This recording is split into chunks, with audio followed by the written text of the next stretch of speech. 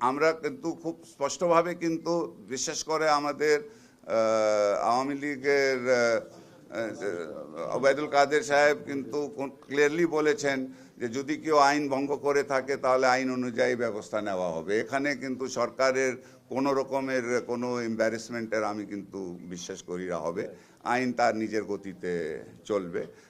উনি যেটা বলেছেন যে লোকটা যতই ইনফ্লুয়েন্সিয়াল হোক না কেন সরকার কিন্তু কোনো রকম প্রোটেকশন কাউকে দেওয়া হবে না। তো সেটা তো আমরা এটা বলে ওটা আইন অনুযায়ী আইনের নিজের গতিতে চলবে।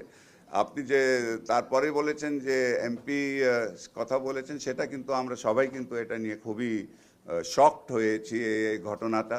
এখনও আপনারা জানেন ঘটনাটা তদন্তহীন আছে, যে তদন্ত শেষ না করা পর্যন্ত আমার মনে হয় আমার এখন এটার উপরে কমেন্ট করাটা ঠিক হবে না। এবং আপনি যে কথাটা বলেছেন ইলেকশনের পরে না বাজেটের পরে, তো এটা তো আমি এখন আপনাকে, এটা তো হাইপোথেটিক্যাল কোয়েশ্চেন। বাজেট কি হবে, বাজেটের পরে কি হবে, আমরা সুস্থ থাকবে না অসুস্থ থাকবো, সেটা তো বাজেট দেখার পরে আমি উত্তর দিতে পারবো, তার আগে তো বলতে পারবো না।